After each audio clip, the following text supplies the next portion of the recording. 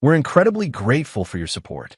Before we begin today's tale, tell us, which city or country are you joining us from? We love connecting with our global audience. Now, let's dive into today's story. Chapter 1. The Golden Cage. Jackson Mercer sat in his home office, surrounded by architectural blueprints for the vacation home he'd purchased 3 years ago for his wife, Valerie. The property in the Hamptons had been her dream, a sprawling beachfront mansion with 6 bedrooms, a tennis court, and a private dock. As the head of a successful investment firm, Jackson had the means to make it happen, though it stretched even his considerable resources. The setting sun cast long shadows across his desk as he reviewed the property tax statements. $60,000 due next month. Not insignificant, but manageable. Jackson reached for his phone to text Valerie, who was supposedly visiting her sister in Boston for the weekend. She hadn't answered his calls all day. A notification appeared on his computer screen.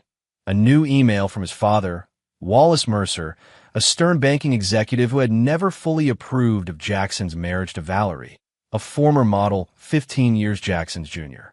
The email was brief. Need to discuss financial matters. Call me. Jackson dialed his father's number, expecting another lecture about responsible wealth management. Son, Wallace's gravelly voice came through. There's something you need to know about Valerie. I've been watching her movements with the private investigator I hired after your wedding. I know you didn't want me to, but... Dad, we talked about this, Jackson interrupted, pinching the bridge of his nose. She's not visiting her sister, Jackson, Wallace continued. She's at the Hamptons house with Gregory Winters.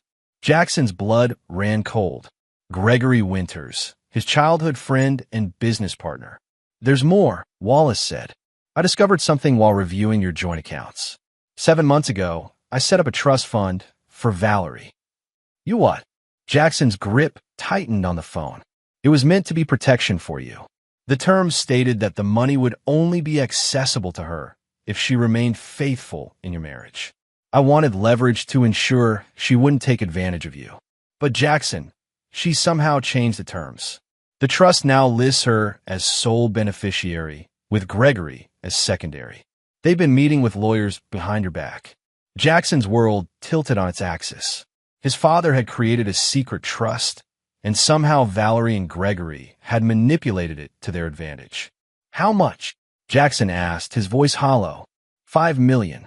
Initially coming from my estate, but structured to pull from your joint assets upon my death. After ending the call, Jackson poured himself a bourbon and opened his laptop. He accessed the security camera feeds for the Hamptons house. Cameras Valerie didn't know existed. The bedroom feed showed Valerie and Gregory locked in an embrace. Time-stamped footage showed they'd been meeting there for months, always when Jackson was traveling for business. A text message lit up his phone. Gregory, hey man, need your signature on those Westlake contracts ASAP. The betrayal burned through Jackson like acid. His wife and his best friend conspiring not just to cheat, but to steal his wealth. He closed his eyes and felt something break inside him, the last shreds of his trusting nature. When he opened them again, he was a different man. Chapter 2. Paper Trail. Jackson spent the next week in careful observation mode, maintaining a facade of normalcy while secretly gathering intelligence. He hired Naomi Blackwood, a forensic accountant recommended by his father, a woman known for her discretion and ruthless attention to detail. Your wife has been systematically isolating your finances, Naomi explained during their clandestine meeting at a coffee shop 15 miles from Jackson's office. The trust fund was just the beginning. She's been manipulating account access, redirecting investment dividends, and establishing separate credit lines using your joint financial statements as leverage. And Gregory? Jackson asked, his voice steady despite the rage simmering beneath. He's the architect behind it all. His law degree isn't just for show. According to these documents, he's been positioning himself to become executor of your estate in the event of your death. There's also a concerning life insurance policy they took out on you 6 months ago. Jackson nodded, unsurprised. What about their relationship timeline? Naomi slid a folder across the table. Based on hotel receipts, restaurant charges, and flight records, they've been involved for approximately 18 months. Their first documented meeting was at the Rialto Hotel in Chicago during your business trip to Tokyo. 18 months. Jackson had been planning to start a family with Valerie around that time.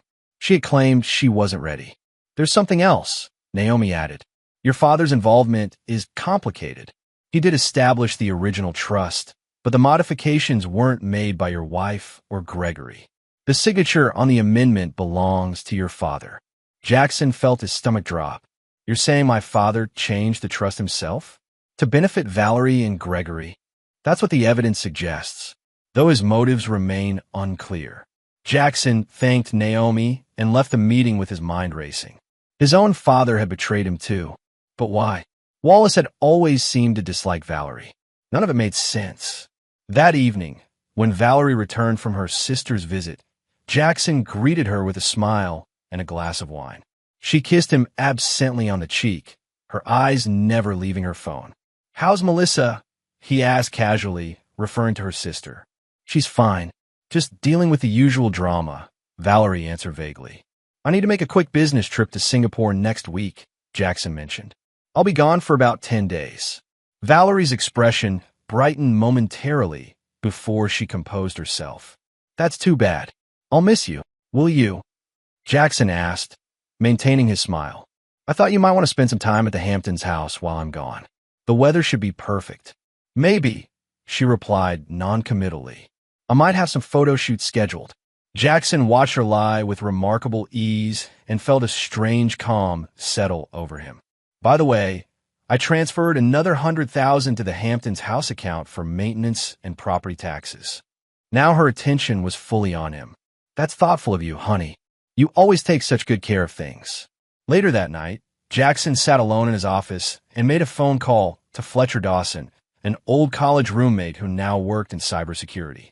"Fletcher, remember when you said you owed me a favor that wouldn't involve paperwork or questions? I'm calling it in." Chapter 3, Fault Lines. A separate investigation into his father's activities revealed an even more disturbing picture. Wallace Mercer, banking titan and paragon of financial propriety, had been systematically undermining his son's marriage and business partnerships for years. Jackson confronted his father at the exclusive Ridgemont Club, where Wallace had standing lunch reservations every Thursday. "Why did you change the trust to benefit Valerie and Gregory?" Jackson demanded quietly after ensuring they wouldn't be overheard. Wallace's expression remained impassive. "I had to see how far they would go. I needed evidence of their true intentions." "So, are you saying this was some kind of test? You dangled $5 million in front of my wife and best friend to see if they would betray me. You wouldn't listen to reason, Jackson. You were blinded by her beauty and his friendship. I had to show you the truth." Jackson leaned forward. "And it didn't occur to you to simply tell me your suspicions? Would you have believed me without proof?" Wallace countered. "You've always been idealistic to a fault.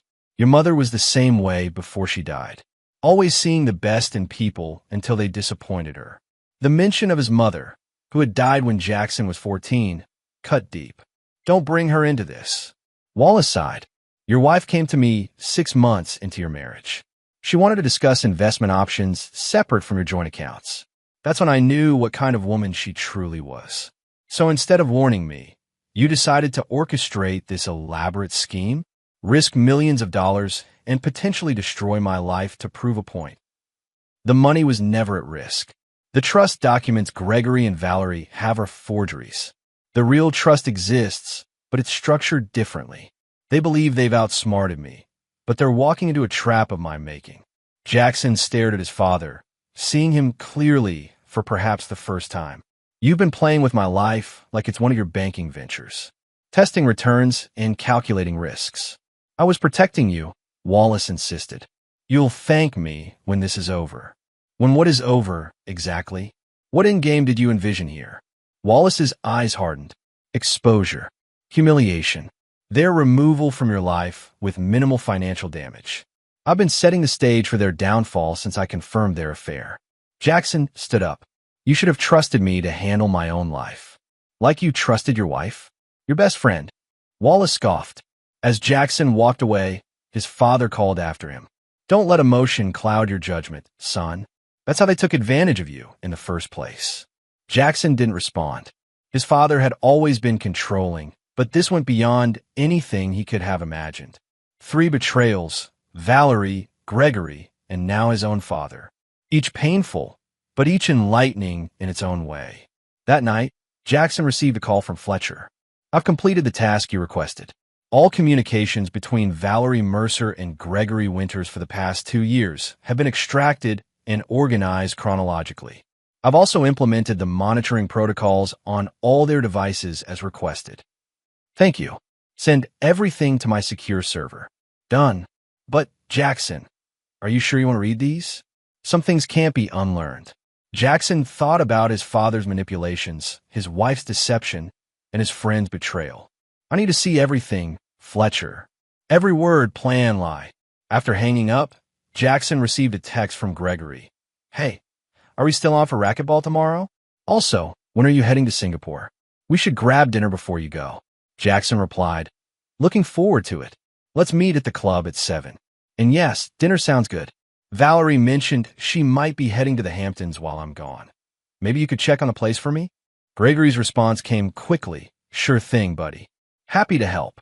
Jackson set down his phone and stared at the wall of family photos in his office. He removed each one containing Valerie or Gregory and placed them in a box. Then he opened his laptop and began to read the extracted messages between his wife and his best friend. Their contempt for him was evident in every exchange. They mocked his trust, his generosity, his love for Valerie. They discussed how to maximize their financial gain from the relationship. They planned their meetings around his business travel. They even speculated about how much longer they would need to maintain the charade before securing enough of his assets to leave. But most damning of all was their discussion of his father's trust fund. They believed they had successfully manipulated Wallace Mercer, not realizing they were pawns in his game. Jackson closed the laptop and made a decision.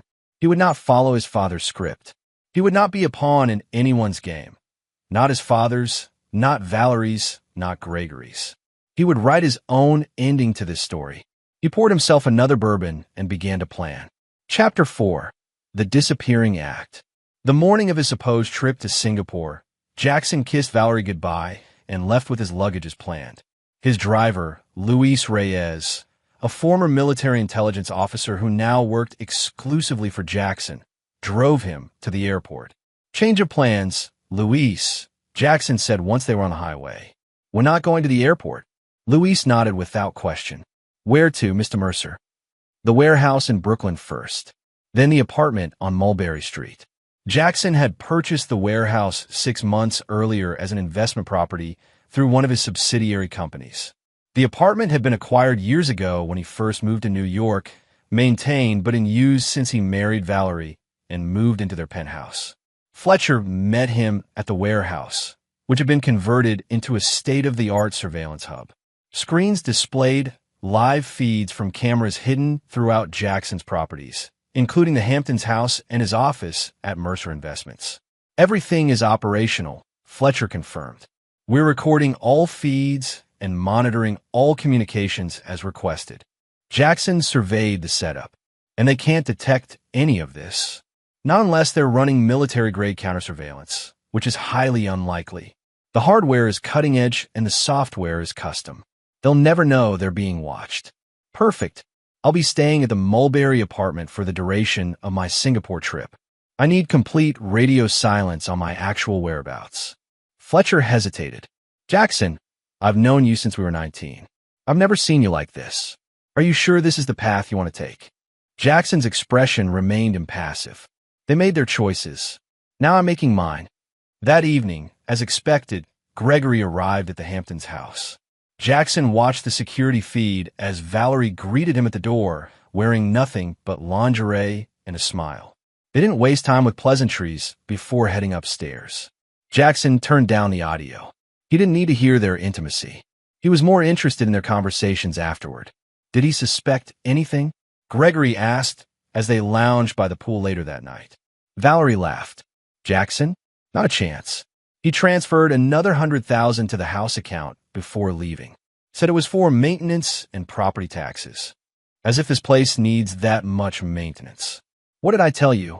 The guy's completely clueless, Gregory said, pouring more champagne.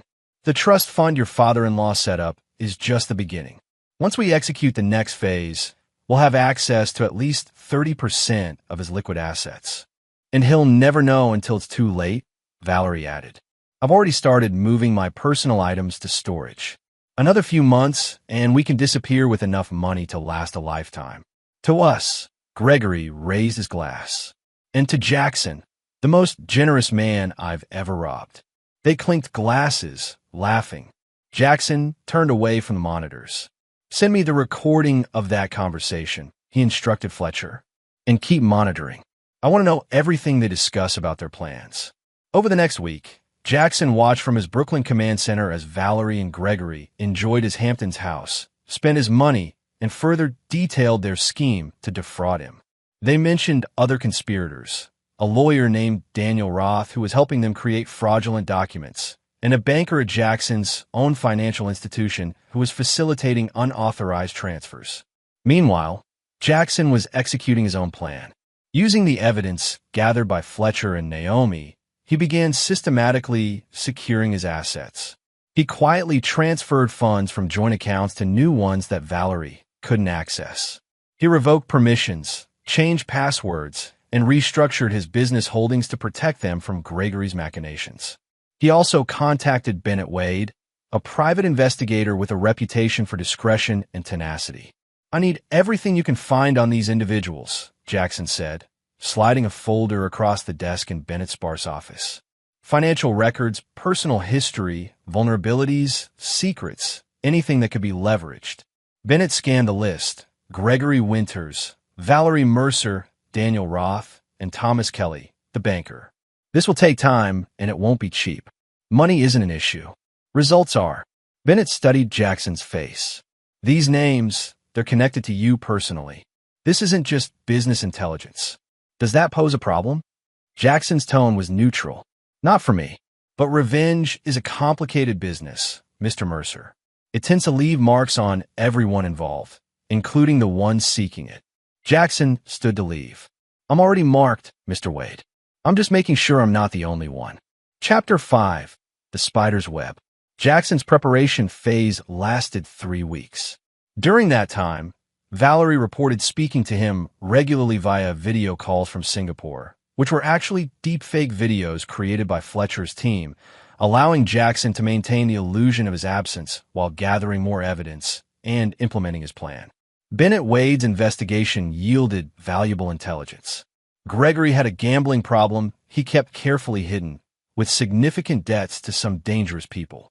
Daniel Roth, the lawyer, had been disbarred in Connecticut for ethical violations before re-establishing himself in New York under suspicious circumstances. Thomas Kelly, the banker, was having an affair with his supervisor's wife and had a history of financial impropriety that had been covered up by his institution. And Valerie, she had secrets even Gregory didn't know. Before meeting Jackson, she had been involved with a wealthy developer named Anthony Morgan who died under mysterious circumstances, leaving her a substantial inheritance that she had hidden from Jackson during their prenuptial negotiations. Jackson absorbed all this information methodically, fitting each piece into his evolving strategy. He was no longer driven by emotion, but by a cold determination to dismantle the conspiracy against him and ensure that everyone involved paid an appropriate price. His father called repeatedly, but Jackson ignored the calls. He wasn't ready to deal with Wallace's manipulations yet. On the day before his scheduled return from Singapore, Jackson put the next phase of his plan into motion. He contacted Olivia Chun, an old flame who now worked as a federal prosecutor specializing in financial crimes. I need to report potential fraud, but I want to do it carefully, Jackson explained during their meeting in a quiet corner of a downtown restaurant. Olivia's expression remained professional despite their history. What kind of fraud are we talking about? Banking, wire, securities, conspiracy. Take your pick, Jackson said, sliding a USB drive across the table. This contains evidence implicating several individuals in a scheme to defraud me personally and my company shareholders. I'm providing it to you because I trust your discretion and your commitment to justice. Olivia pocketed the drive without examining it. Why not go through normal channels? Because one of the conspirators is my wife, another is my business partner, and a third works at the bank that handles both my personal and business accounts. This needs to be handled surgically. I'll review the evidence, Olivia promised. But Jackson, I need to be clear. If there's substantive evidence of crimes here, I will pursue it regardless of your personal feelings or any potential blowback to you. That's exactly what I'm counting on, Jackson assured her. His next stop was the office of Raymond Yee, a brilliant but eccentric tax attorney known for his ability to navigate complex financial structures. I need to revoke a trust established by my father that benefits my wife, Jackson explained. But I want to do it in a way that appears to leave it intact, while actually rendering it worthless. Raymond pushed his round glasses up his nose. Interesting challenge. Can I assume this is urgent, but needs to remain confidential? Extremely so, on both counts. Give me the details in 48 hours. I'll create a solution that will satisfy both requirements.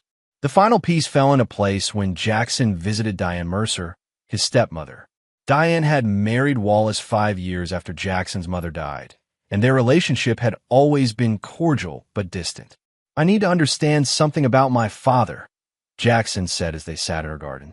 Has he always played these manipulation games? Using people as pawns? Diane studied him sadly. Your father believes he's protecting the people he loves by controlling them. It's why I left him 3 years ago. Jackson looked up in surprise. You left? But you're still married. On paper, we maintain appearances for his business associates and social circle. But we haven't lived as husband and wife since I discovered he was having me followed by private investigators. Your father trusts no one, Jackson, not even those closest to him. Why didn't you tell me? Diane sighed. Wallace convinced me it would hurt your perception of family stability.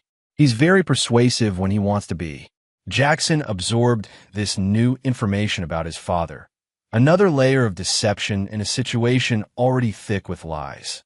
There's something else you should know, Diane added. Your father has been ill.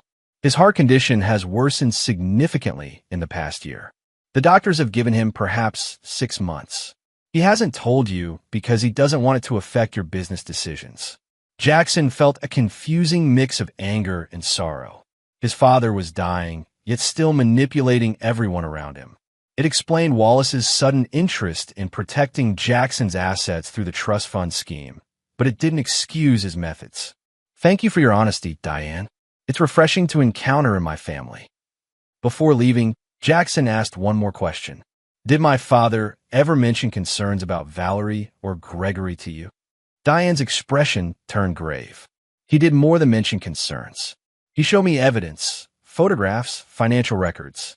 Jackson, I think there's something you need to see. She retrieved a locked box from her closet and handed Jackson a key. Your father gave me this for safekeeping several months ago.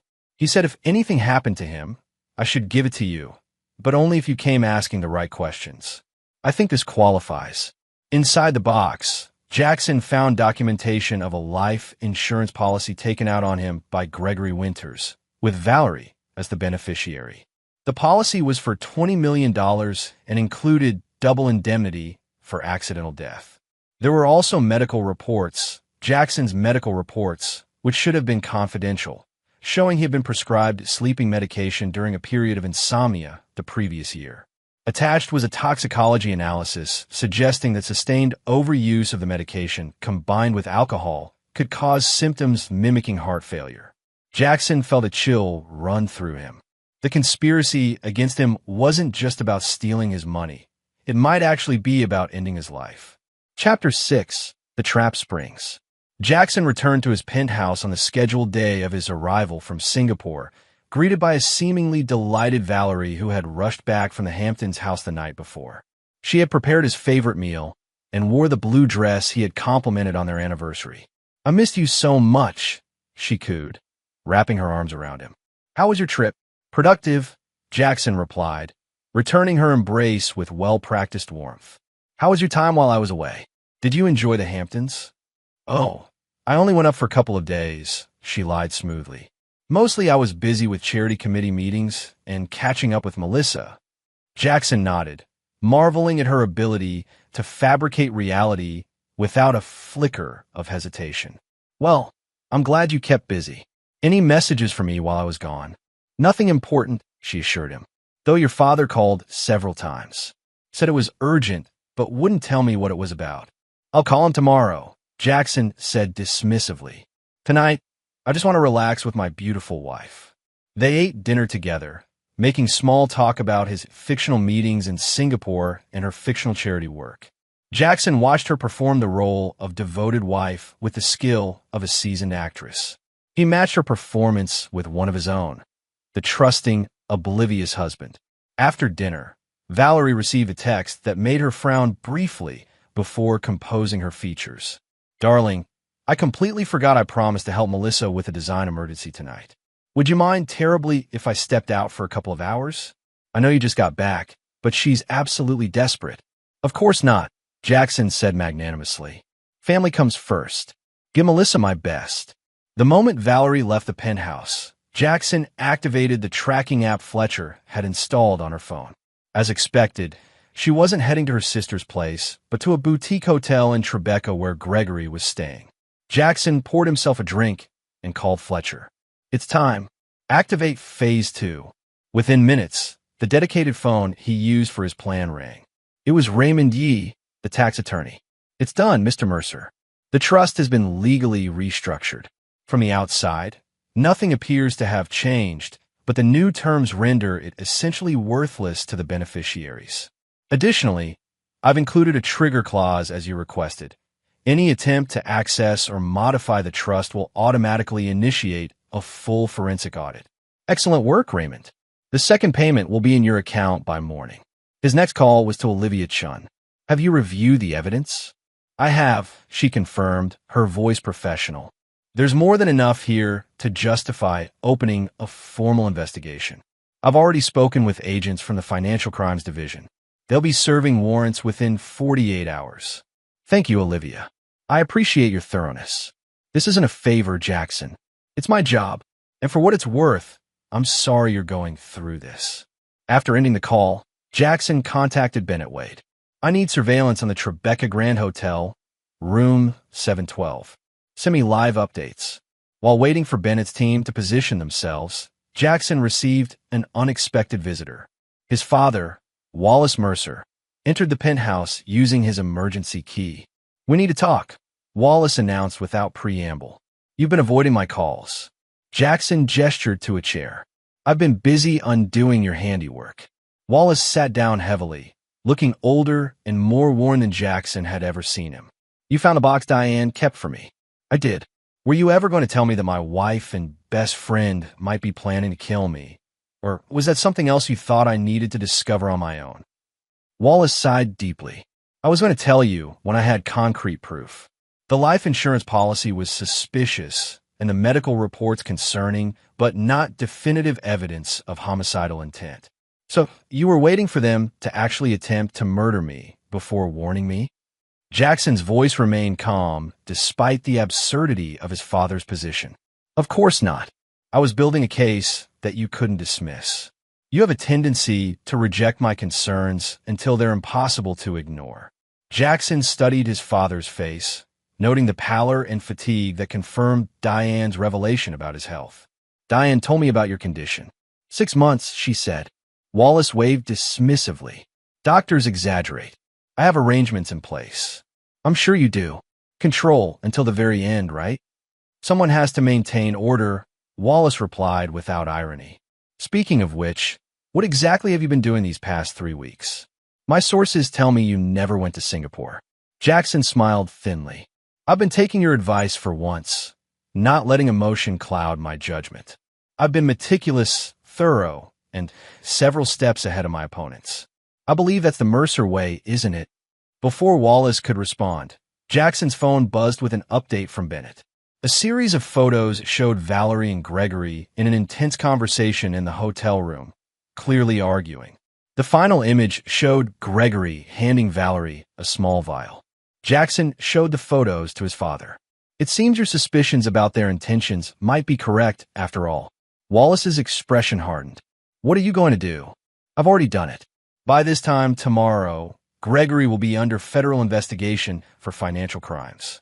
The banker and lawyer who assisted them will be facing similar charges. Valerie's secret inheritance from her mysteriously deceased former lover will be exposed to scrutiny, and the trust fund you created will be revealed as worthless. And Valerie? What about the vial? Jackson stood up and walked to the window, looking out at the city lights. Valerie is coming home tonight to a husband who will welcome her with a glass of her favorite wine.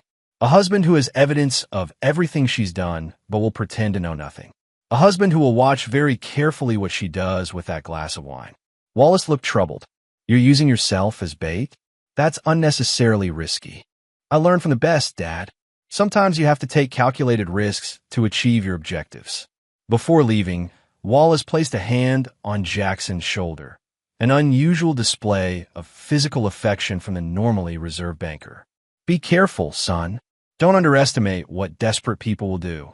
I won't, Jackson promised. And Dad, when this is over, we need to have a long conversation about boundaries and trust. Wallace nodded sadly. Perhaps we do. After his father left, Jackson received a text from Valerie. Sorry, darling. Melissa's crisis is taking longer than expected. Don't wait up for me. Jackson replied. Take all the time you need. I'll be here when you get back. Then he began making final preparations for Valerie's return. He set up hidden cameras in their bedroom and kitchen, ensuring that every angle was covered. He placed 2 wine glasses on the counter alongside Valerie's favorite Cabernet Sauvignon. And he waited. Chapter 7. Checkmate. Valerie returned to the penthouse just after midnight, her expression carefully composed but her eyes darting nervously as she greeted Jackson. Melissa finally get her design emergency sorted? Jackson asked casually, offering her a glass of wine. Yes, thankfully, Valerie smiled, accepting the glass but not drinking. It was an absolute nightmare, with the client changing their mind at the last minute. You know how it is.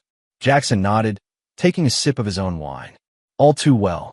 Business is similar, constantly managing expectations and adapting to changing circumstances. He watched as Valerie discreetly checked her purse, where he presumed she had placed the vial Gregory had given her. She seemed to be waiting for an opportunity. I was thinking, Jackson continued, moving to sit on the couch. Now that the Singapore deal is settled, we should plan a proper vacation. Just the 2 of us. Maybe the Maldives? We've talked about going there for years. Valerie perched beside him, still holding her untouched wine. That sounds wonderful. When were you thinking? How about next month? I can clear my schedule. Perfect, she agreed with a smile that didn't reach her eyes. Oh, I almost forgot. I picked up your sleeping pills prescription while you were away. The pharmacy called saying it was ready. Jackson maintained a neutral expression. That was thoughtful of you. I didn't realize I was running low. You mentioned it before your trip, she lied. You know how you get with jet lag. I figured you might need them tonight. I might, Jackson agreed. Would you mind getting them for me? I'm feeling the time difference already. Valerie set down her wine glass and went to her purse, returning with a prescription bottle that Jackson immediately recognized as not being from his usual pharmacy. She handed him 2 pills. The pharmacist said, these are a new formulation. Stronger, faster acting. Jackson palmed the pills. Thank you. I think I'll finish my wine first, though. Join me. He gestured to her untouched glass. Valerie hesitated before picking it up and taking a small sip. To us, Jackson said, raising his glass. And to new beginnings. Something in his tone must have alerted her because Valerie's eyes narrowed slightly. New beginnings? Jackson nodded. I've been doing a lot of thinking during my trip. About life, priorities, trust. He set down his glass and looked directly at her. It's funny how clear things become when you step away from your usual environment. Patterns emerge. Inconsistencies stand out. Valerie shifted uncomfortably. What kind of inconsistencies? Instead of answering, Jackson placed the pill she had given him on the coffee table. These are my prescription, Valerie. In fact, they're not sleeping pills at all, are they? Color drained from her face. Of course they are. What are you talking about? No, Jackson said calmly. They're a combination of medications that, when mixed with alcohol, cause symptoms similar to cardiac arrest. particularly in someone with a family history of heart problems like mine. Gregory acquired them through his connection with Dr. Levine at the University Research Hospital. They've been communicating about it for weeks.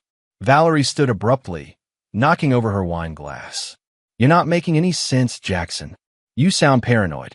Jackson remained seated, his posture relaxed despite the tension crackling between them. "Do I? Let's see. You and Gregory have been having an affair for 18 months. You've been systematically isolating my finances to prepare for eventual theft. You manipulated my father's trust fund, or at least you thought you did. And now you're attempting to murder me to collect on a $20 million life insurance policy Gregory took out of my name." Valerie's expression shifted from feigned confusion to cold calculation. "You can't prove any of that." "Actually, I can prove all of it," Jackson countered, picking up a remote and turning on the television. The screen displayed footage of Valerie and Gregory in the Hamptons' house, discussing their plans in explicit detail. "I have hundreds of hours of recordings like this, plus all your text messages, emails, and phone conversations for the past 2 years. Valerie's face hardened. "You've been spying on me? That's illegal. Not when it's my property being used for a criminal conspiracy. But that's hardly your biggest concern right now. What do you want?" Valerie demanded, her pretense of innocence completely abandoned. "Money? Is that it? Name your price." Jackson laughed without humor. "I don't want your money, Valerie. I want justice. And as we speak, it's being served to your co-conspirators. Gregory was arrested an hour ago by federal agents. The lawyer and banker who helped you will be in custody by morning. And investigators are taking a fresh look at Anthony Morgan's death, your previous benefactor whose mysterious heart attack left you a wealthy woman." Valerie paled further at the mention of Anthony Morgan. "You don't understand what happened with Anthony." "I understand perfectly," Jackson interrupted. "And now, so do the authorities." Valerie's demeanor changed instantly. She grabbed her purse and headed for the door. "This is ridiculous. I'm leaving." "That will be unwise," Jackson warned. "There are federal agents waiting in the lobby. They have questions about your role in the conspiracy. I've provided them with evidence, but they're particularly interested in that vial in your purse." Valerie froze, her hand on the doorknob. "You're bluffing." "Am I?" Jackson held up his phone, showing a live security feed of the lobby where 2 suited individuals waited near the elevators. Special Agents Morales and Washington. They've been very thorough in reviewing the evidence I provided. Valerie's composure cracked completely. She turned back to Jackson, her expression now desperate. "You don't understand. Gregory pressured me into this. He said if I didn't help him, he would release compromising photos of me. I was being blackmailed." "Interesting defense strategy," Jackson commented. "Unfortunately, it contradicts the hundreds of recordings where you were clearly the driving force behind many of the schemes, including tonight's murder attempt." Tears filled Valerie's eyes. Whether genuine or tactical, Jackson couldn't tell. "Jackson, please. We can work this out. I made a terrible mistake, but I still care for you. We could start over." "The time for that is long past," Jackson said, rising from the couch. "You have 2 options now. You can leave through that door and face immediate arrest and public scandal. Or you can take option 2. "What's option 2? Valerie asked cautiously. Jackson retrieved an envelope from his desk and handed it to her. "Inside are divorce papers already signed by me. The terms are simple. You relinquish all claims to my assets and businesses. You sign a comprehensive NDA about our marriage and its dissolution. In exchange, you receive a one-time payment of $500,000 and no criminal charges from me personally." "500,000? Valerie scoffed. "That's insulting after what I could have had." "It's significantly better than a prison cell," Jackson pointed out. "But make no mistake, this deal only covers the charges I could bring. The federal investigation into financial crimes and Anthony Morgan's death will proceed regardless of what you decide." Valerie stared at the envelope, weighing her options. "How do I know you'll keep your word?" "Unlike you and Gregory, I don't break promises," Jackson said coldly. "The money will be transferred to an account in your name the moment I receive confirmation that the papers have been properly filed." After a long moment, Valerie took the envelope, and removed the papers.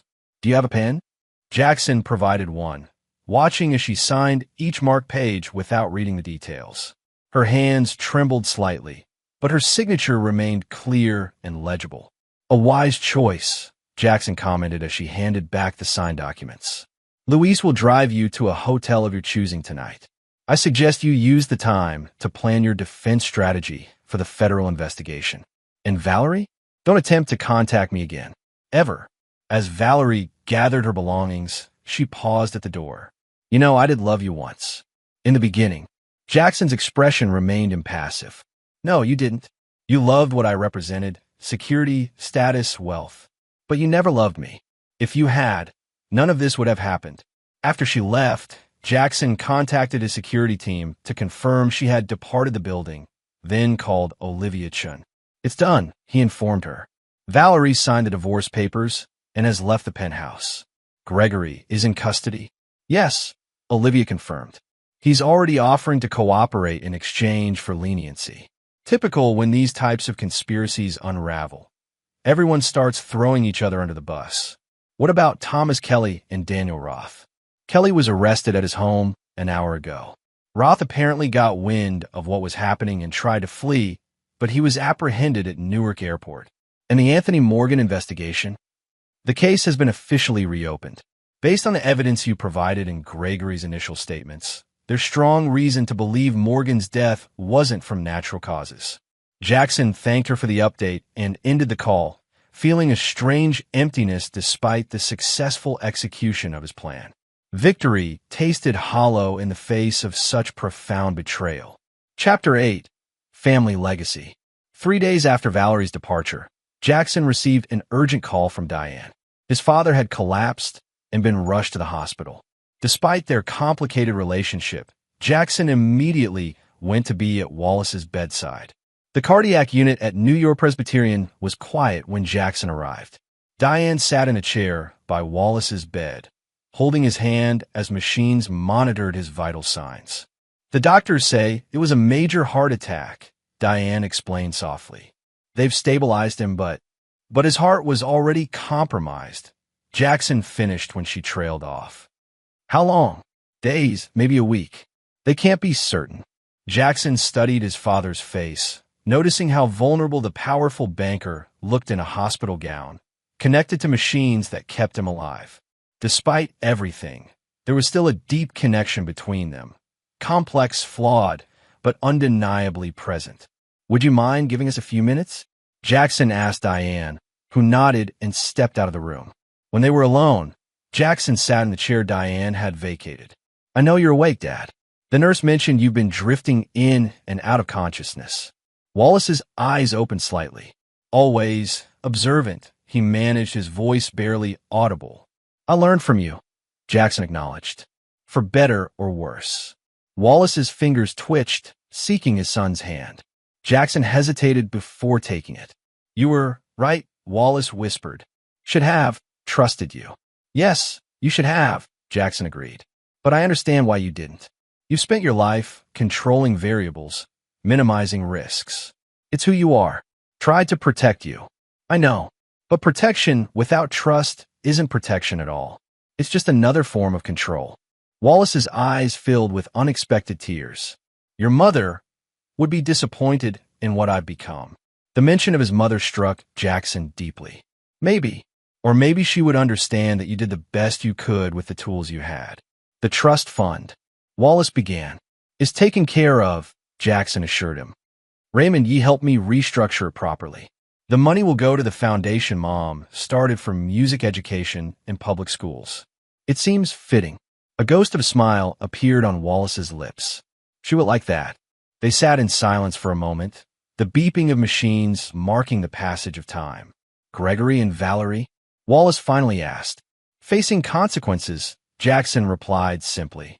"As we all do eventually." Wallace's grip on Jackson's hand tightened slightly. "I'm sorry for interfering, for not believing in you." "I know, Dad. Rest now. We can talk more when you're stronger." But they both knew there wouldn't be more conversations. Wallace's condition deteriorated rapidly over the next 2 days, and he died peacefully with Jackson and Diane at his side. Despite their complicated history, Jackson felt a profound sense of loss, not just for the father he had, but for the relationship they might have had if trust had been its foundation instead of control. The funeral was a somber affair, attended by New York's financial elite and political figures who had worked with Wallace over his long career. Jackson delivered a eulogy that honored his father's strengths while acknowledging his complexities, a true portrait rather than an idealized one. After the service, as attendees gathered for the reception, Jackson noticed a familiar face among the crowd. Naomi Blackwood, the forensic accountant who had helped uncover Valerie and Gregory's scheme. "I didn't expect to see you here," Jackson commented as she approached. "I came to pay my respects," Naomi explained. "Your father was a significant figure in financial circles, regardless of his personal failings." Jackson nodded, appreciating her straightforward approach. "Have you been following the aftermath of our project?" "I have," Naomi confirmed, lowering her voice. "Gregory Winters is cooperating fully with prosecutors. He's implicated Valerie in both the financial crimes and Anthony Morgan's death.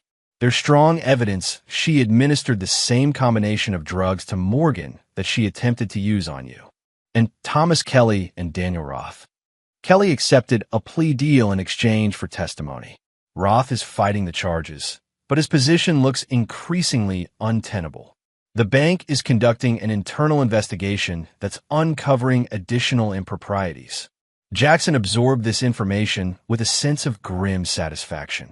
Justice was unfolding as he had planned, though the process would take months or even years to fully conclude. "What will you do now?" Naomi asked. "With your father gone and your marriage over?" It was a question Jackson had been asking himself since Wallace's death. His carefully constructed life had been systematically dismantled, some parts by his own hand, others by betrayal. What remained was a blank canvas. "I'm considering a significant restructuring of Mercer Investments," he told her, "moving away from traditional finance towards sustainable development and social impact investing. My mother always believed wealth carried responsibility.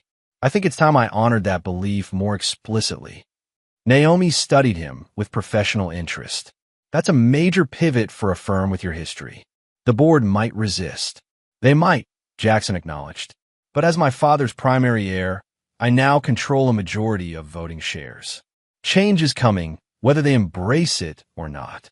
After the funeral, Jackson retreated to a remote property in the Berkshires that had belonged to his mother's family.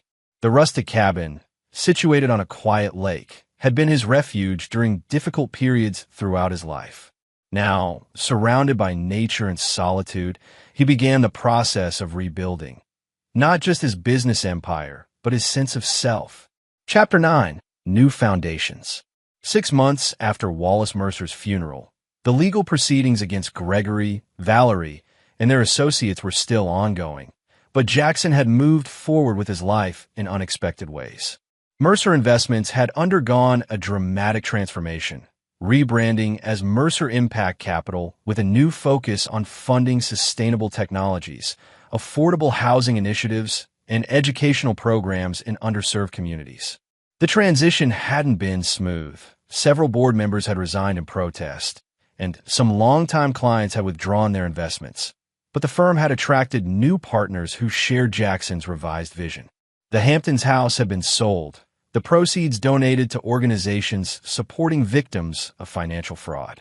Jackson had moved from the penthouse to a more modest but still elegant brownstone in Brooklyn, where he had established a different rhythm to his life, less focused on acquisition and status, more centered on purpose and connection.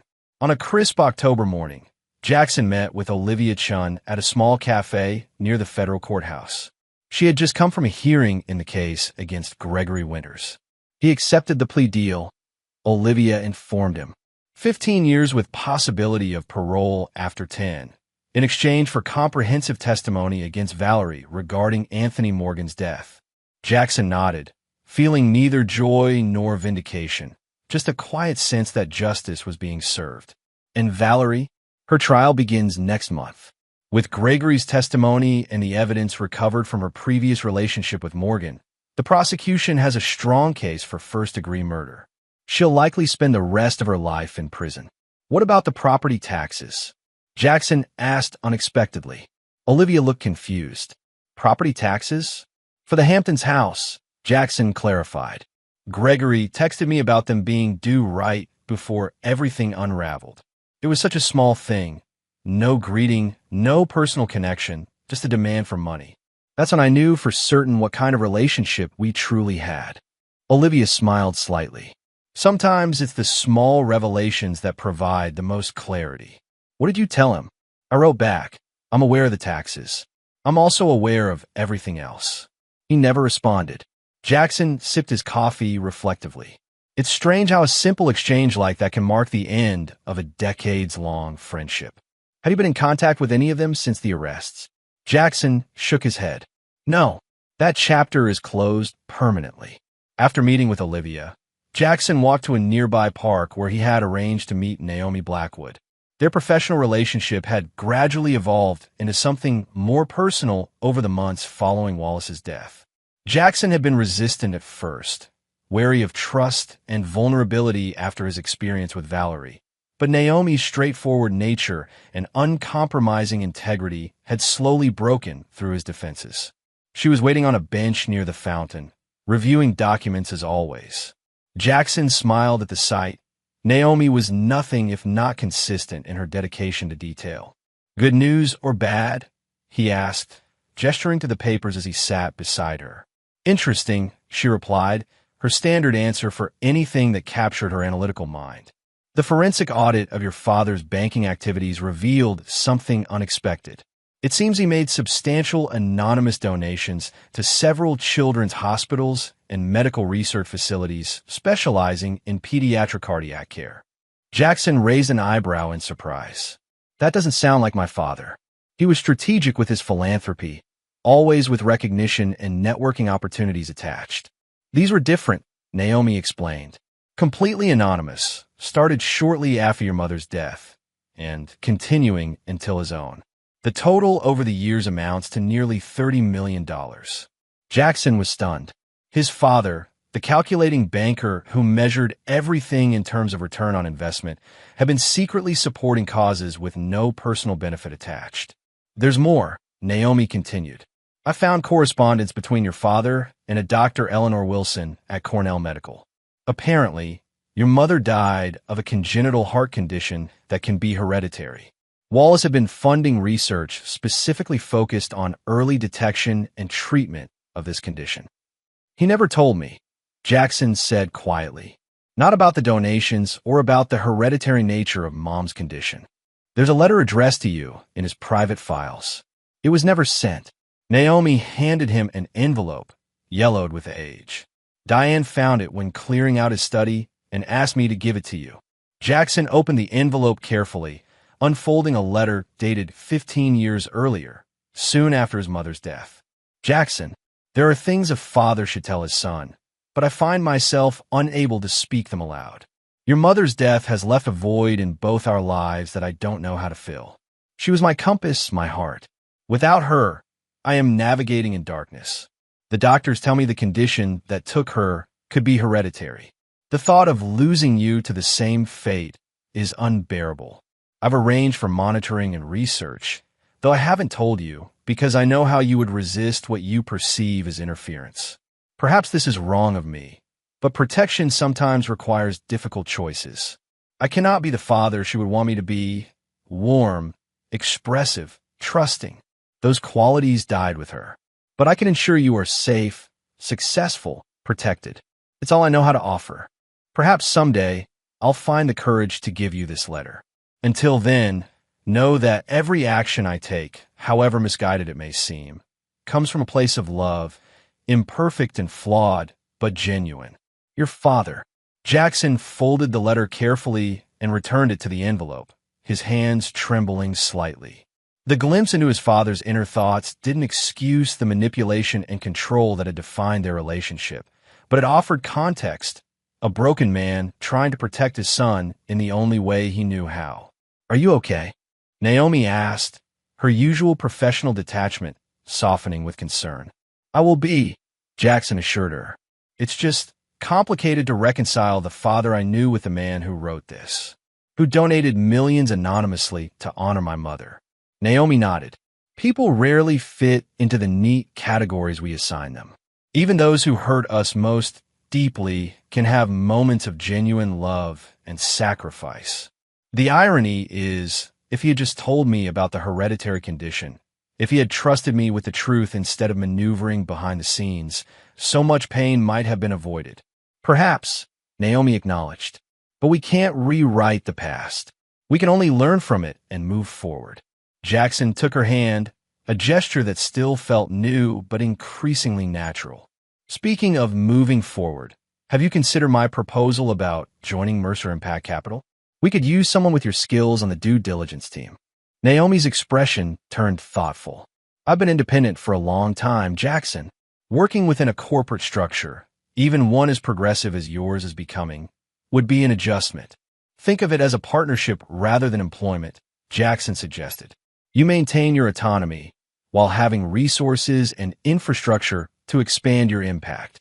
A partnership, Naomi repeated, considering the word in all its potential meanings. I could be open to that concept, professionally speaking. Jackson smiled, hearing the unspoken acknowledgement of their evolving personal relationship. That's all I'm asking for now. A willingness to explore possibilities. As they walked through the park, discussing the details of how such a professional arrangement might work, Jackson felt a sense of cautious optimism that had been absent from his life for too long. The betrayals he had experienced hadn't broken him. They had transformed him, stripping away illusions and leaving a clearer vision of what truly mattered. Later that afternoon, Jackson visited the small music school in Harlem that had been one of his mother's passion projects. The Wallace and Elizabeth Mercer Foundation, restructured after his father's death, had recently provided funding to expand its facilities and scholarship programs. As he watched children practicing in the new rehearsal spaces, Jackson thought about the property taxes that had triggered his awakening to Gregory and Valerie's true nature. Such a mundane detail, yet it had set in motion events that completely reshaped his life. The cold, transactional nature of that text message had crystallized for Jackson everything that was wrong with those relationships. His phone buzzed with a message from Naomi. Reviewed partnership proposal. Let's discuss details over dinner tomorrow. I have suggestions. Jackson smiled, appreciating her directness and the absence of pretense or manipulation. He typed a reply, looking forward to your thoughts. 7 p.m. at that Ethiopian place you mentioned? Her response came quickly. Perfect. Don't be late. Simple, honest communication. No hidden agendas. No performance of emotion. Just authentic connection. After the elaborate deceptions he had uncovered and dismantled, its value was immeasurable. Jackson put away his phone and continued his tour of the music school, stopping to listen as a young girl played a hauntingly beautiful piece on the violin. The instructor explained it was a composition by Elizabeth Mercer, Jackson's mother, that had recently been discovered among Wallace's papers after his death. As the notes filled the room, Jackson closed his eyes and allowed himself to feel the full spectrum of his journey. The pain of betrayal, the cold satisfaction of justice served, the lingering complexity of his relationship with his father, and the tentative hope of new beginnings with Naomi and his reimagined company. The property taxes were paid. The accounts settled. The debt of false relationships cleared. What remained was the opportunity to build something authentic on the clear ground, a life defined not by what had been lost, but by what could now be created. Epilogue. 15 years later. Jackson Mercer stood on the expansive stone terrace of his upstate New York estate, watching a late summer thunderstorm roll across the distant mountains. At 53, his hair had streaks of distinguished silver at the temples, and fine lines marked the corners of his eyes, evidence of both laughter and hardship etched into his features. The past 15 years had transformed him in ways he could never have anticipated on that fateful evening when he discovered his wife's betrayal and began dismantling the conspiracy against him. He sipped his bourbon, savoring the complex notes as lightning illuminated the valley below. The property was a far cry from the ostentatious Hamptons mansion he had once maintained for Valerie. This place, 300 acres of forests, meadows, and a pristine lake, felt like home in a way no other residence ever had. The main house was substantial but understated, built from local stone and timber, designed to complement rather than dominate the landscape. "There you are," came Naomi's voice from behind him. "I wonder where you disappeared to." Jackson turned to see his wife of 12 years approaching, a tablet in hand, her practical sensibility evident even in the way she carried herself during leisure hours. Naomi's analytical mind and uncompromising integrity had been his salvation during the darkest period of his life. Now they were the foundation of both their marriage and their professional partnership. "Just watching the storm," he replied, extending his arm. She stepped into his embrace, leaning against him as they observed the distant weather together. "The Ferguson proposal came through," she told him, showing him the screen. "They've agreed to our terms for the affordable housing development in Detroit." Jackson nodded with satisfaction. "That's 3 major projects secured this month. The team is performing exceptionally well." Mercer Impact Capital had evolved into one of the most respected social investment firms in the country, with offices in New York, Chicago, and San Francisco. Their focus on sustainable development, educational initiatives, and community revitalization had generated both impressive financial returns and measurable social benefits. The transformation Jackson had begun after his father's death had been completed and expanded beyond his initial vision. "Have you heard from Diane today?" Naomi asked, setting the tablet aside. "Yes, she called this morning." The Elizabeth Mercer Music Academy's 20th anniversary gala raised over $12 million. She was particularly pleased that 3 of their graduates performed at Carnegie Hall last week. Jackson's stepmother Diane had become a close ally and friend in the years following Wallace's death.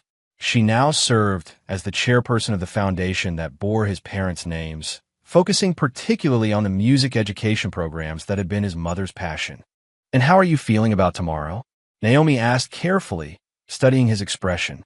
Tomorrow marked the release of Gregory Winters from federal prison after serving 15 years for his crimes.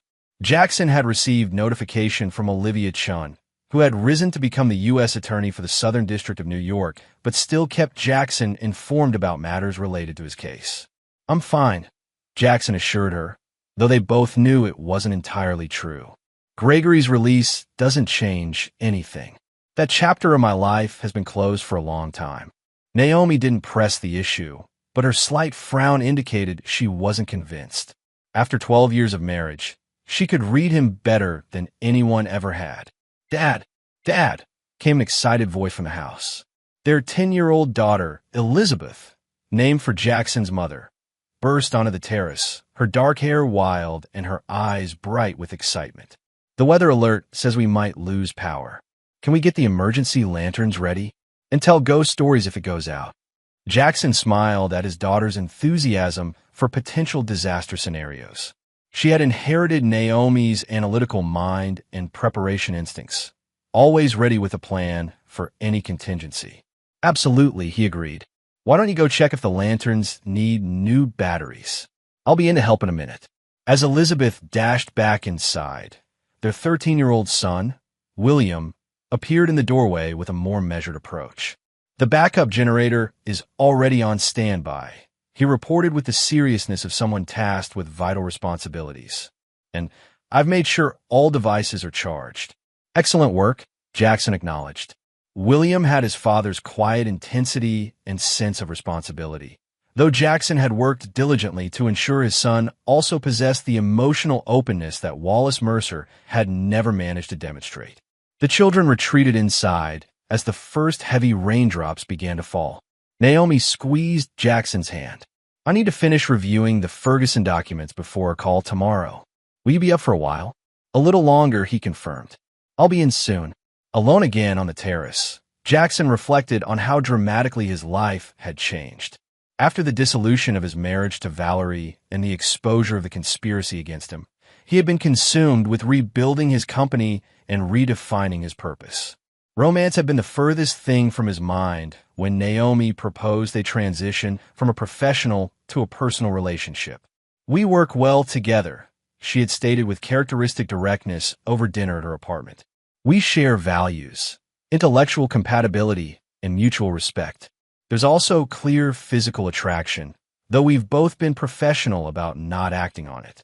I believe we could build something meaningful together, personally as well as professionally. I'd like to explore that possibility if you're open to it.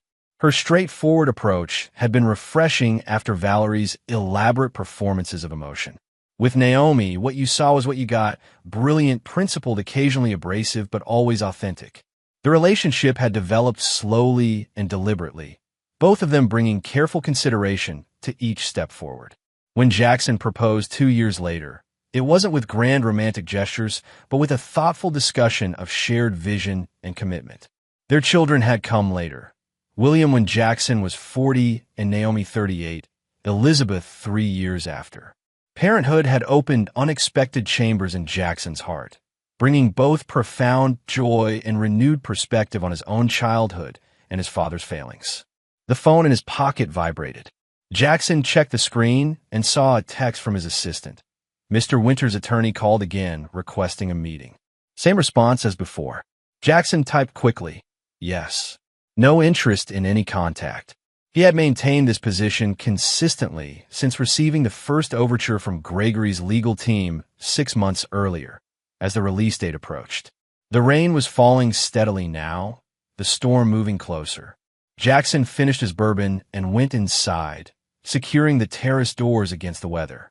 He found his family in the kitchen, where Elizabeth was organizing emergency supplies on the counter while William programmed the backup generator's automatic transfer switch. Naomi supervised while reviewing documents on her tablet. "Dad, did you know the last major power outage in this area lasted 4 days?"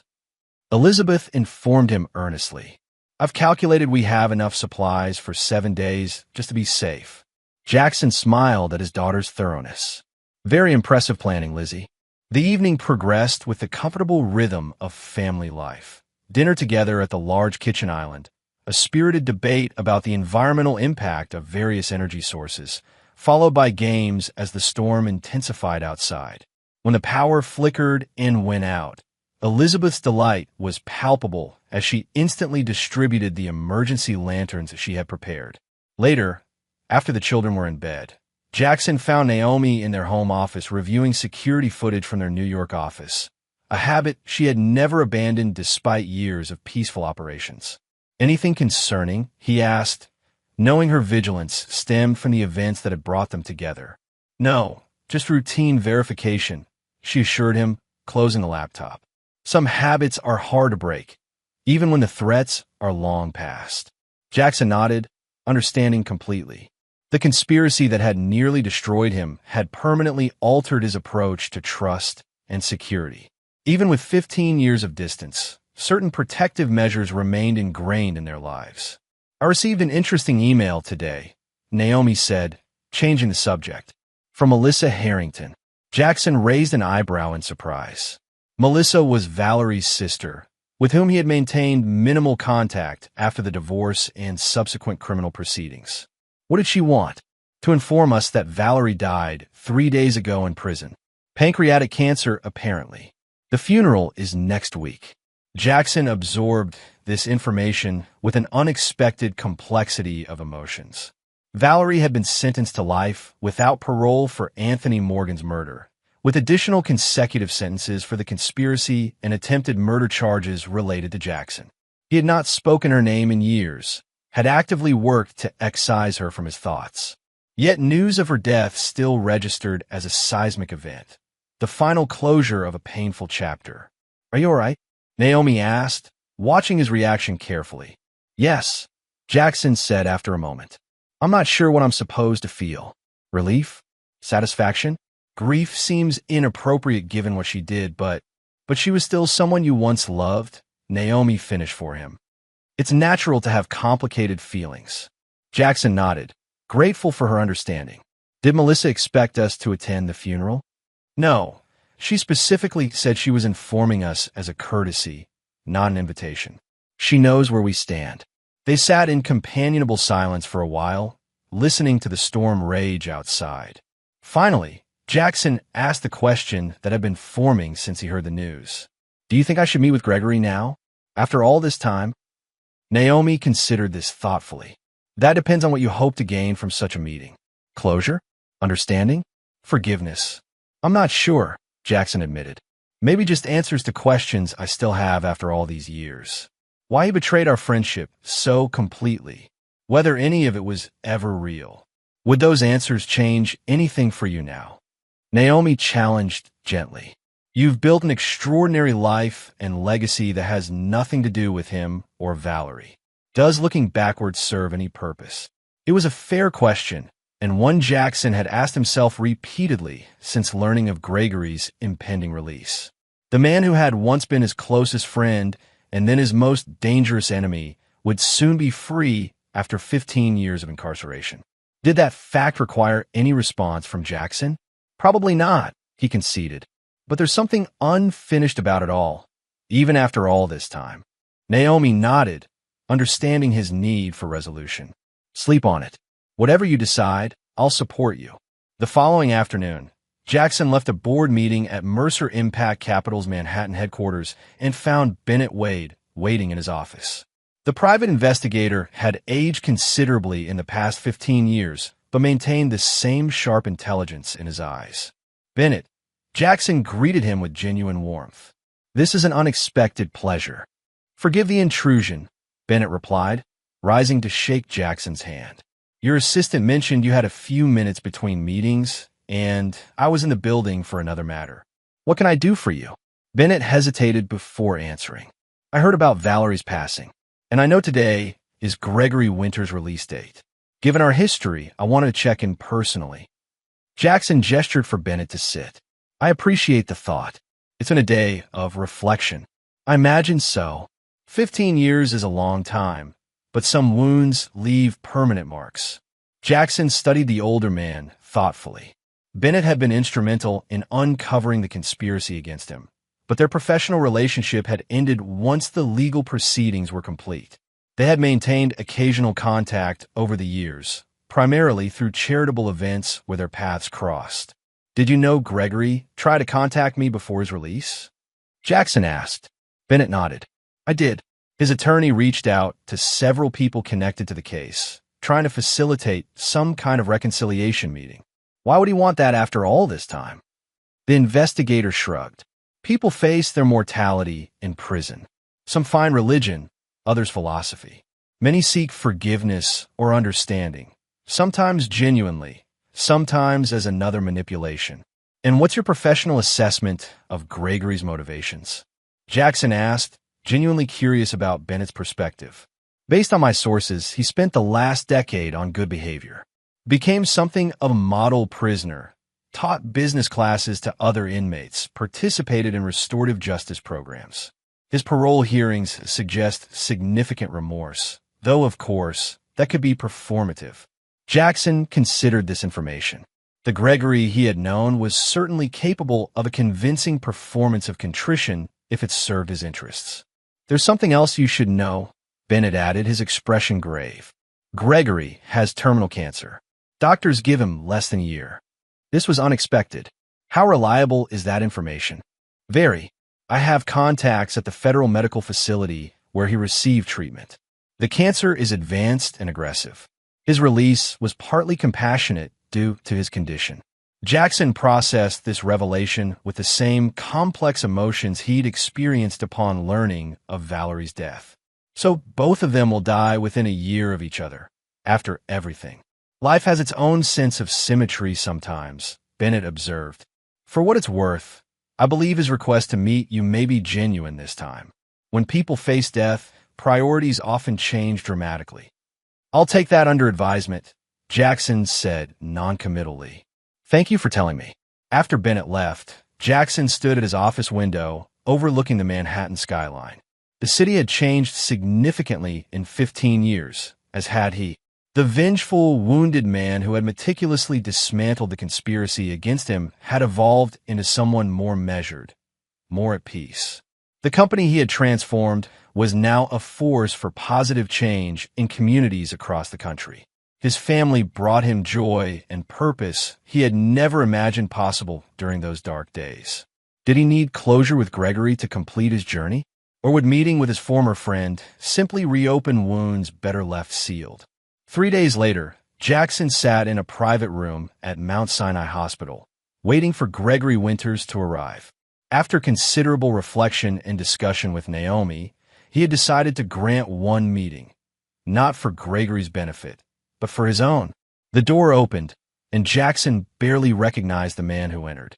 Gregory Winters had once been athletic and imposing, with an easy confidence that commanded attention.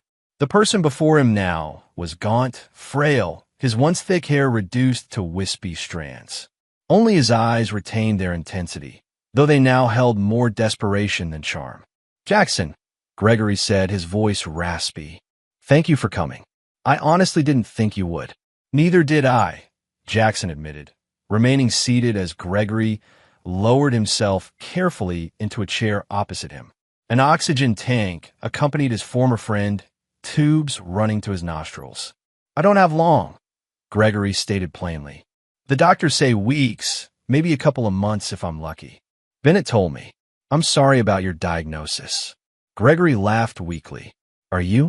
After what I tried to do to you, I would have thought you'd consider this appropriate justice." "I don't wish suffering on anyone," Jackson replied evenly. "Not anymore. That kind of thinking belongs to another lifetime." Gregory studied him with evident curiosity. "You've changed. 15 years will do that." An uncomfortable silence stretched between them. Decades of history, both good and terrible, hanging in the air like a physical presence. "I requested this meeting for a reason," Gregory finally said. "Not for forgiveness.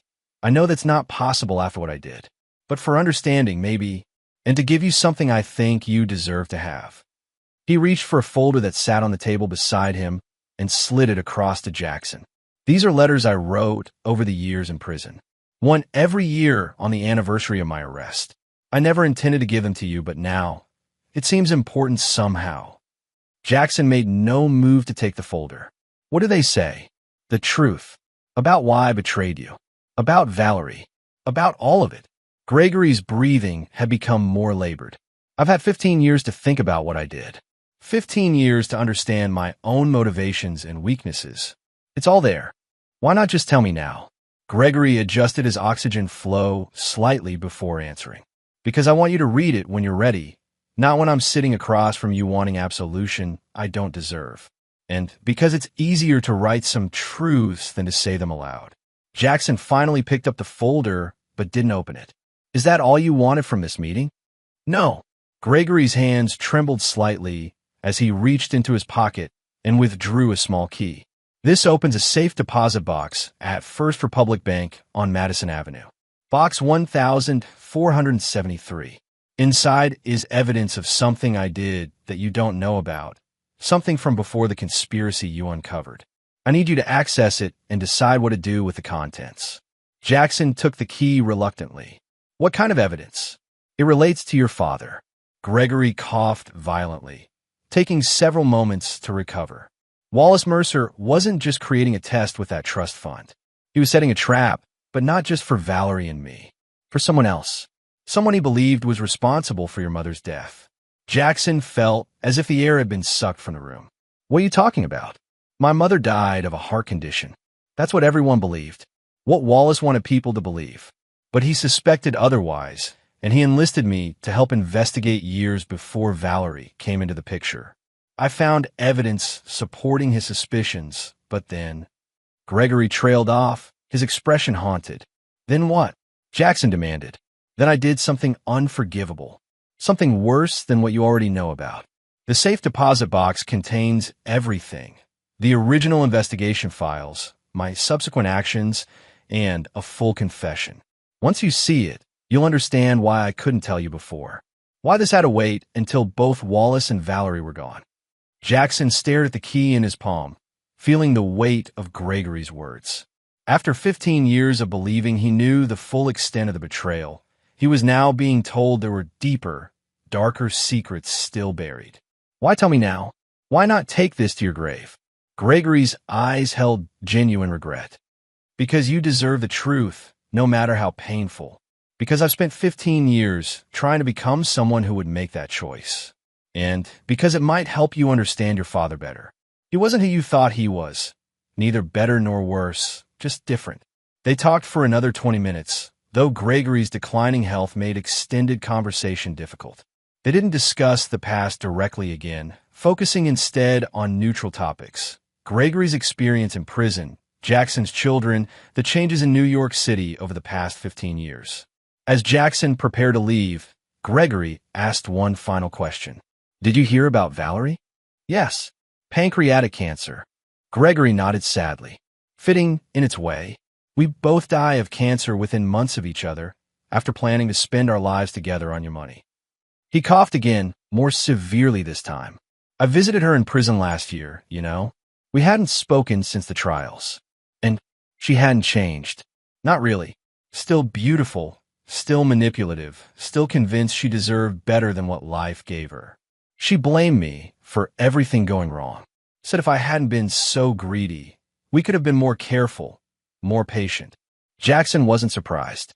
Valerie had never shown remorse during her trial, maintaining that she was the victim of circumstances and manipulation by Gregory and others.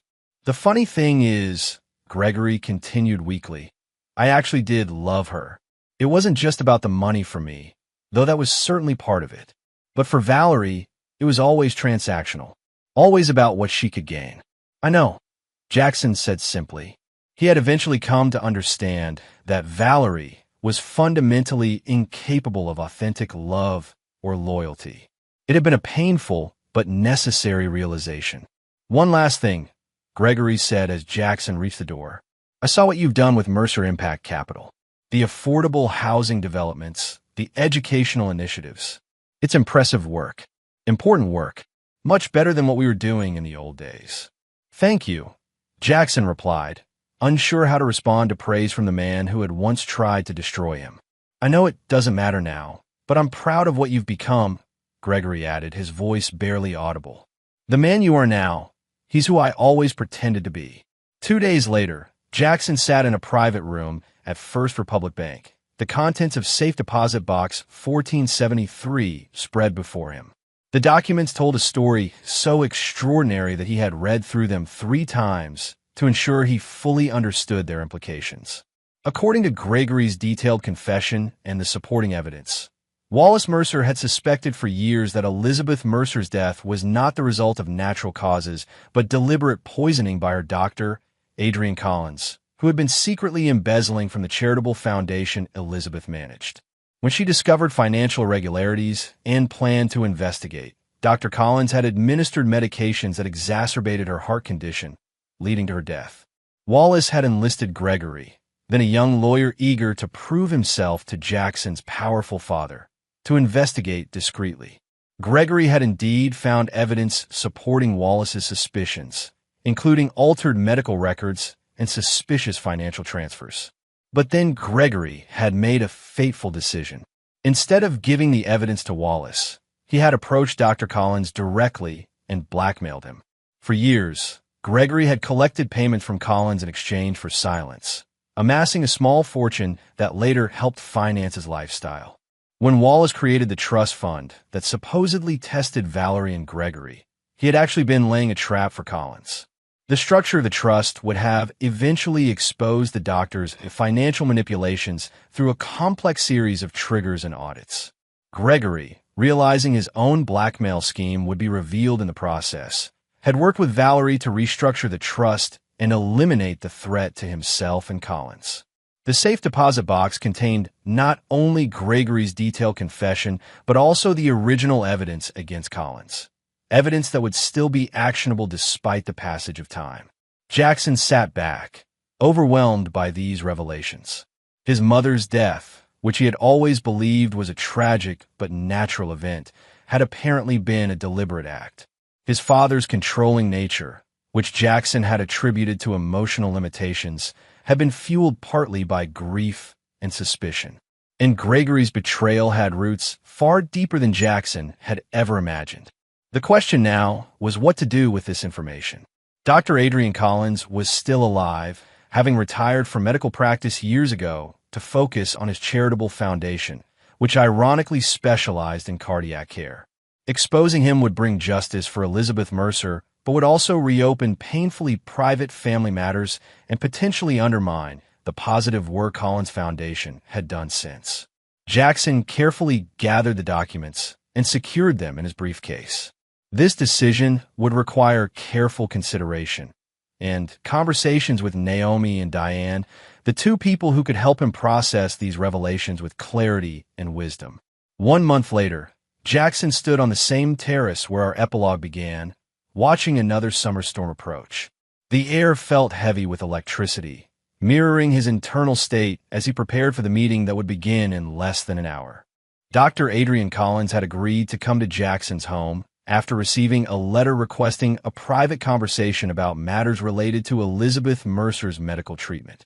At 78, Collins was still active in his foundation's work, though he had passed daily operations to his daughter years earlier. Jackson had spent weeks deliberating over his approach, consulting with Naomi, Diane, and Olivia Chun about the legal and ethical implications of the evidence Gregory had preserved. In the end, he had decided against immediate legal action, opting instead for a direct confrontation that would give Collins the opportunity to respond to the accusations before Jackson determined next steps. The helicopter just landed, Naomi informed him, stepping onto the terrace. Luis is bringing Dr. Collins up to the house now. Jackson nodded, straightening his shoulders. Are the children away? Yes, my mother picked them up an hour ago. They'll stay with her tonight as planned. Thank you, Jackson said, taking her hand briefly. For everything. Your clarity has been essential through all of this. Naomi squeezed his hand in return. Whatever happens in this meeting, we'll handle the aftermath together, just as we've handled everything else. They proceeded to Jackson's study, where they greeted Dr. Collins, a thin, distinguished-looking man with alert eyes that belied his age. After initial pleasantries, Jackson came directly to the point, explaining that he had received evidence suggesting Collins' involvement in Elizabeth Mercer's death. He presented selected documents from Gregory's collection, watching Collins' reaction carefully. The doctor's composure cracked almost immediately. Rather than denying the accusations, he seemed almost relieved to finally face them. I've been waiting for this day for 30 years, Collins admitted, his voice trembling. When Wallace Mercer died without confronting me, I thought perhaps I had escaped judgment. But some actions follow you to the grave, don't they? Over the next 2 hours, Collins confessed everything. The embezzlement from Elizabeth's foundation to cover gambling debts, her discovery of the financial discrepancies, his panic and desperate decision to silence her by adjusting her medication to induce a fatal cardiac episode. He explained how Gregory Winters had approached him with evidence shortly after Elizabeth's death, demanding payment for silence. I've lived with this shame every day since, Collins concluded, looking older and more diminished than when he had arrived. The foundation I established was my attempt at atonement, try to save other lives to balance the one I took. It doesn't excuse anything, I know that.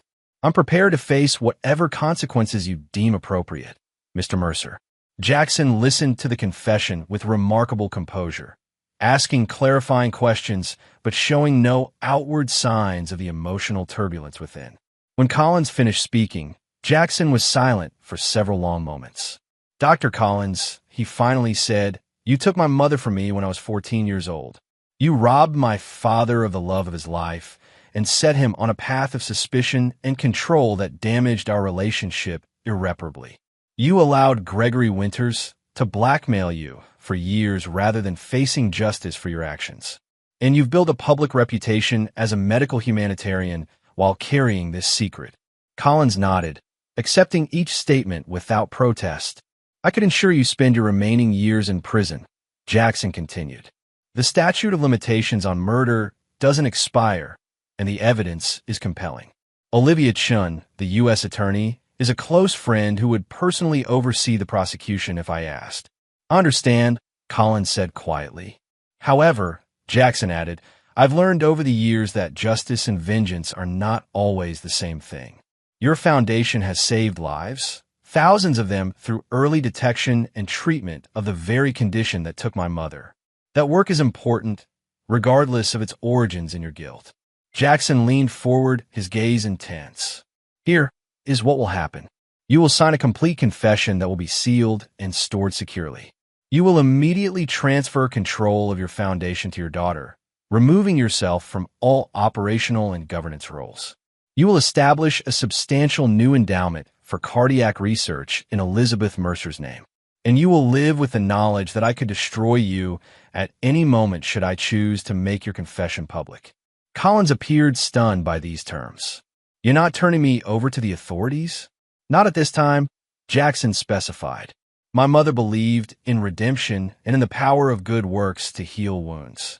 I think she would prefer her legacy to be measured in lives saved rather than in your punishment, however deserved it might be. After Collins departed, having agreed to all conditions, Naomi found Jackson standing alone in his study, looking at a photograph of his mother. Are you satisfied with your decision? She asked, joining him. I'm at peace with it, he replied thoughtfully, which isn't quite the same thing, but it's enough. And Gregory's letters? Did they provide the understanding he claimed they would? Jackson nodded slowly. In their way, yes. He wasn't asking for forgiveness, just for me to understand that the roots of his betrayal went deeper than Valerie or greed. Once he started down the path of blackmailing Collins, each subsequent compromise became easier. By the time he and Valerie conspired against me, his moral compass had been broken for years. Do you think he truly regretted what he did? Naomi asked. I think he regretted who it made him become, Jackson answered after consideration. There's a difference. Gregory Winters died 3 weeks after their hospital meeting, with no funeral at his request. Jackson arranged for a simple marker at the cemetery and attended the interment alone, not out of forgiveness or reconciliation, but an acknowledgement of the complicated human being Gregory had been, capable of both profound betrayal and, ultimately, truth. As another year passed, Jackson found that resolving these last mysteries from his past had freed him to focus even more fully on the future. Mercer Impact Capital continued to expand its positive influence, launching new initiatives in environmental sustainability and healthcare accessibility for underserved communities. The Wallace and Elizabeth Mercer Foundation, now under Diane's capable leadership with input from Jackson, funded arts and music education in public schools across the country, honoring Elizabeth's passion while creating opportunities for children like she had once done. Jackson's children thrived, William showing early interest in environmental engineering, Elizabeth demonstrating remarkable talent in both mathematics and music. Jackson worked consciously to give them the balance he had never experienced in his own childhood. High expectations paired with unconditional love, structure without control, protection without manipulation. On the 15th anniversary of the day Jackson had discovered Valerie and Gregory's betrayal, he and Naomi visited the lake house that had once belonged to Elizabeth Mercer's family. They walked along the shore where Jackson had spent happy summers as a child, before his mother's death had altered the trajectory of his family. Do you ever wonder how differently your life might have turned out if they hadn't betrayed you? Naomi asked as they watched the sunset paint the water in vivid oranges and pinks. Jackson considered the question thoughtfully. Sometimes, but then I remember that their betrayal, as painful as it was, ultimately freed me from relationships built on illusion. It forced me to rebuild my life on a foundation of truth rather than convenience or appearance. And led you to me, Naomi added with a small smile. The best consequence of the worst chapter of my life, Jackson agreed, taking her hand.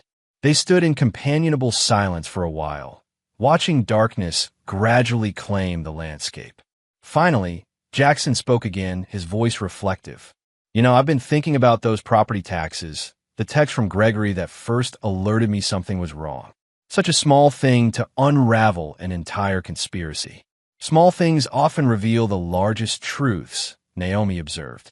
It wasn't really about the taxes. No, Jackson agreed. It was about the nature of the relationship, transactional rather than genuine. I was useful rather than valued. And now? Naomi asked. Jackson looked at his wife, brilliant, direct, uncompromisingly honest, and felt profound gratitude for the journey that had brought them together, however painful its beginnings. Now I understand the difference between being valued for what I provide and being valued for who I am, he said simply. And I've built a life where that distinction is clear in every relationship I maintain. As they walked back to the house where their children waited, Jackson reflected that perhaps this was the true meaning of justice. Not punishment or vengeance, but the creation of something better from the ashes of betrayal. The property taxes had been paid, indeed, but the real debt had been settled in the currency of truth, growth, and genuine connection. The conspirators were gone, their plans long thwarted, their lives ended in illness and regret. Yet Jackson had emerged not merely intact, but transformed. His company reimagined as a force for positive change, his family built on authentic love, his understanding of his parents enriched by painful but necessary truths. The storm clouds had finally cleared, revealing stars that had been there all along, waiting to be seen. And there you have it. Another story comes to an end. What did you think? I'd love to hear your thoughts in the comments below. If you enjoy this story, consider joining our community by subscribing. It means the world to us. For more stories like this one, check out the recommended videos on screen. And I'll see you there.